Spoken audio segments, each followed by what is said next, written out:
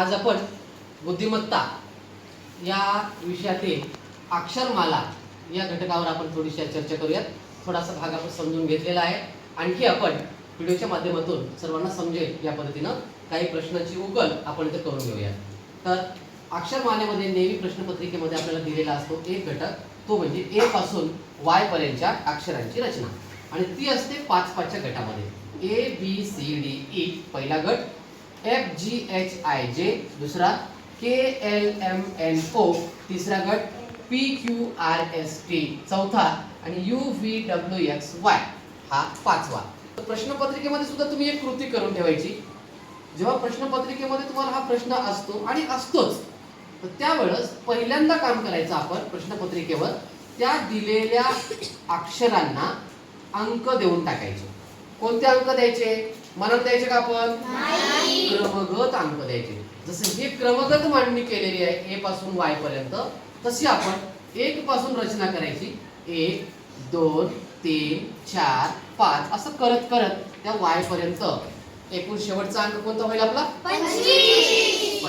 कारण आपल्याला 25 अंक आपण घेतलेले आहेत. आता या अंकमालेवर आणि या अक्षरमालेवर आपल्याला काही प्रश्न परीक्षेमध्ये विचारले जातात. त्यासाठी इथं तयार केलेले काही प्रश्न. पहिला प्रश्न एक जण वाचा बरं.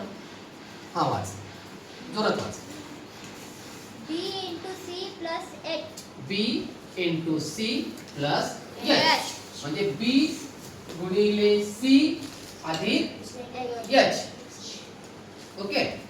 मग आता B म्हणजे आता B ची आणि C ची बेरीज करता येईल का आपल्याला ABCD मध्ये? नाही करता येत, कारण आपल्याला ABCD ची किंमत माहित नव्हती कोणाची काय येते.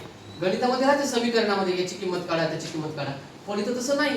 म्हणून आपण अगोदरच काय करून टाकलं, त्यांना क्रम देऊन टाकून दिला, किंवा तू कोणत्या क्रमावर आहेस त्याचा क्रमांक माहित झाला, आपल्याला काम सोपं. मग आता B ची किंमत किती आहे?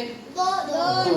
म्हणजे आपण काय करणार रफ मध्ये काम, अगोदर 2 गुणिले C ची किंमत 3, क्रिया जी आहे तीच करा. 2 गुणिले 3 अधिक H अधिक H ची किंमत किती आहे? 8. आता या ठिकाणी किती होईल बरं? अगोदर काय करणार? बेत्रिक 6 करणार की 3 आणि 8 11 करणार? 6 अगोदर. 6 अधिक 8 किती होतील? 14. मग आपल्याला उत्तर 14 लिहायचं का? नाही. जर परीक्षेत पर्याय मध्ये 14 दिलं तर ठीक आहे, पण 14 पर्याय दिला नाही तर काय पर्याय देऊ शकता? यस. 14 या ठिकाणी असलेला अंक म्हणजे तिथं या अंकाची 14 या अंकाच्या ठिकाणी असलेलं अक्षर काय आहे? तर n. म्हणजे 14 न देता आपल्या उत्तराचा पर्याय काय येऊ शकतो? काय अडचण आहे तुमची? समजलं हे? डन. पुढचा प्रश्न बघूया. पुढचा प्रश्न इकडच्या गटामध्ये वाचा. काय समर? A plus B A plus C divided by B into H minus B divided by C. Yes, very good. Nice. A plus C छेद B, H minus B छेद C. आता A plus C म्हणजे कोणाची बेरीज करायची आपल्याला? 1 plus 3. 1 plus 3 आपण मानून ठेवूया. 1 plus 3 divided by 2 into गुणाकार. X आहे का हे? नाही. त्याच्यानंतर H minus B, H means 8 minus 2. 8 minus 2 divided by 3. divided by C. C means 3. आता किंमत काढून घेऊया. 1 अधिक 3 4 छेद 2 गुणिले 8 वजा 2 6 छेद 3 2 1 2 दुने 4 3 1 3 दुने 6 काय काय शिल्लक राहिलं? 2 गुणिले 2 उत्तर 4. म्हणजे आपला पर्याय काय येऊ शकेल? 4 साठी उत्तर काय येऊ नये? म्हणजे या प्रश्नाचं उत्तर आहे अक्षरमालेतील अक्षर डी. काही अडचण नाही का? दिसायला अरे बाप रे, इथं तर प्लस बी आहे, इंटू बी आहे, मायनस बी आहे, डिवायडेड बी आहे. काय करू? काही विचार करायचा नाही. फक्त जो आपल्याला अक्षर दिलेला आहे, जे अक्षर दिलेलं आहे त्या अक्षराच्या जागी त्याचा क्रमांक ठेवा, उत्तर मिळेल. योग्य ती क्रिया करा. पण इथं गरज काय आपल्याला? बेरीज आली पाहिजे.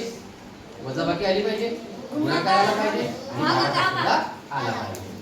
त्याच्यानंतर तिसरा प्रश्न कोण वाचतंय? चल वाच. एल पासून 10वे अक्षर कोणते? हा सांग मला एल पासून 10वे अक्षर. Sir L M N O P Q R S T U V V येते सर. बरोबर आहे का त्याचं? हो. नक्की? हो. आता आपण बघूया. एल पासून एल सह विचारलंय का? नाही. एल पासून पुढे जायचं आपल्याला. म्हणजे हे झालं त्याचं पहिलं अक्षर. एल च्या पुढचं पहिलं. इथं तुम्ही पेन्सिलचा वापर करायचा. एल पासून 10वं विचारलंय तर 10 क्रमाने चला मग.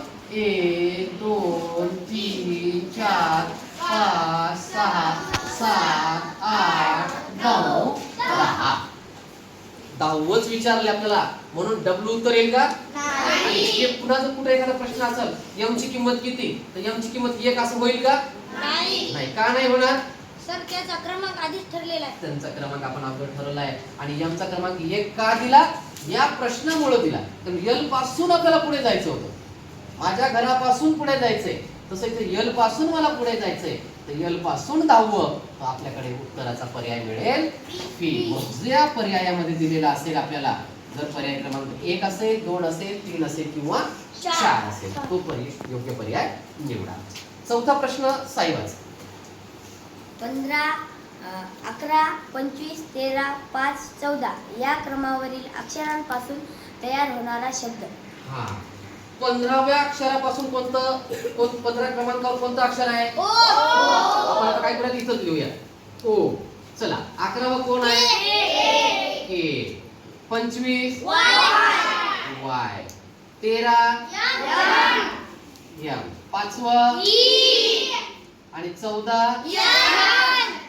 पहा आपल्याकडे ओ के वाय एम ई एन एवढ्यापासून एक अर्थपूर्ण शब्द पाहिजे. नुसता शब्द नाही. कधी जरी नुसता शब्द जरी दिलं तरी लक्षात घ्यायचं अर्थपूर्ण शब्द.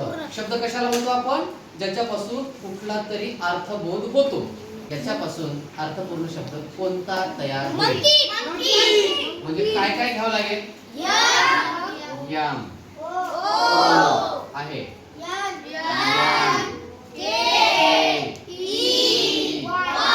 आले का सगळे? हाच प्रश्न तुम्हाला परीक्षेत कसं विचारतात की याच क्रमाने तुम्ही तयार केलेल्या शब्दाचा योग्य क्रम कोणता? आता काय करावं लागेल? फक्त क्रम तुम्हाला बरोबर लिहायचा आहे. म्हणजे यम चं उत्तर काय आहे? 13. म्हणजे अगोदर कोणता अंक येणार आहे? 13. यम च्या नंतर ओ चं उत्तर काय आहे? 15. 13 15. त्याच्यानंतर यन म्हणजे 14. के चं उत्तर 11. ई चं उत्तर 5 आणि वाय चं उत्तर 25. माझं चुकलं इथं 5 आणि इथं 25. म्हणजे असं सुद्धा ते विचारू शकतात की या शब्दांचं योग्य रूप कोणतं? तयार होणाऱ्या शब्दाला कोणता अंक पर्याय बरोबर आहे? तर हा अंक पर्याय बरोबर आहे. का अंक पर्याय बरोबर आहे? कारण याच्यापासून अर्थपूर्ण शब्द तयार होतोय मंकी आणि मंकी लिहिण्यासाठी हा क्रम पाहिजे. कळलं याच्यामध्ये? चला 5वा प्रश्न 6वीमधून कोण वाचते? 6वीतून वाचा. हात चला 5 14 23 या अक्षरापासून तयार होणाऱ्या शब्दाचा विरुद्धार्थी शब्द कोणता? हा आता 5 14 23 पुन्हा पुन्हा एक दोन लिहायची गरज आहे का आपल्याला? नाही. म्हणून एकच लिहून ठेवायचे. मग 5 वर कोण आहे? ई. याचं उत्तर पर्याय इथं शोधून टाका ना. ई. 5 वर ई आहे. 14 वर कोण आहे? 14 वरती यन आहे. चला आणि 23 वर कोण आहे? डब्ल्यू. आता या शब्दापासून न्यू. सर त्याचं चुकलं. कसं काय? सर ई एन डब्ल्यू शब्दच नाही सर इंग्रजीत. त्यांनी कुठं म्हणले तो शब्द आहे? त्यांनी काय दिलंय? या अक्षरापासून तयार होणारा. म्हणजे हे अक्षर तुम्ही इकडं तिकडं मागे पुढे घेऊ शकता. ते क्रमाने अक्षर नाही. याचा अर्थपूर्ण शब्द तयार करताना काय करावं लागेल? E W. यस, आता आपलं विशेषण तयार झालं, ऍडजेक्टिव्ह तयार झालं आणि विरुद्धार्थी तसाच लिहू शकतो आपण. न्यू. ओल्ड. विरुद्धार्थी काय होईल? ओल्ड. ओल्ड, जुना. न्यू नवा, ओल्ड जुना. OLD. आता OLD, तर ओ साठी काय वापरा?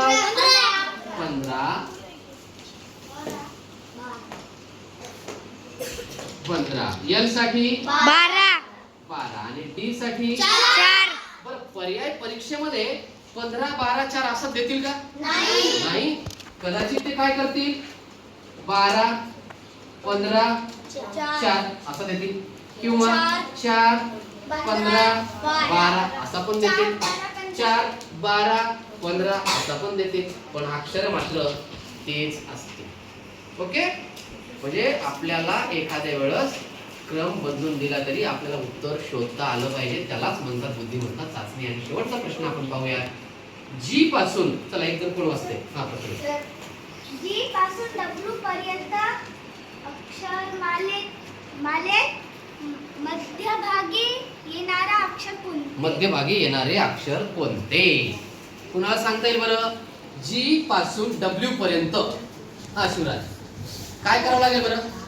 जी पासून ओ पर्यंत अंक मांडायचे. ओ पर्यंत बोलायचं का आपल्याला? नाही, डब्ल्यू पर्यंत. म्हणजे निघायचे कुठून? जी या पासून. जी गावापासून निघायचंय. थांबायचंय कुठं? W. डब्ल्यू समोर इकडे डब्ल्यू थांबायचंय. आणि काय विचारलंय? या दोघांच्या मध्यभागी कोण? कसं मोजणार? एच हा. R J K L M N O P Q R S T U V W. हा, तर सर इकडे काढायचे हा. काही इकडे काढायचे. म्हणजे कसे काढणार मग आता? हे आधी अंक मोजायचे. हा, बस अगदी बरोबर आहे. मला तेच पाहायचं होतं, तो क्ल्यू मिळतो का. आधी मोजा, एकूण अंक किती व्हायले? 1 2 3 4 5 6 7 8 9 10 11 12 13 14 15 16 17.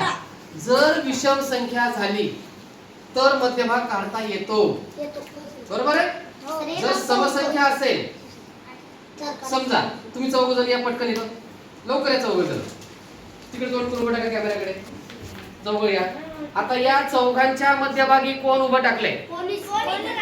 कळलं का? कारण का एक तिकडे गेला, हे इकडे आला. समजा अर्धे अर्धे केले, तू तिकडे झाले, थोडं पलीकडे. हा, तू इकडे, तू इकडे.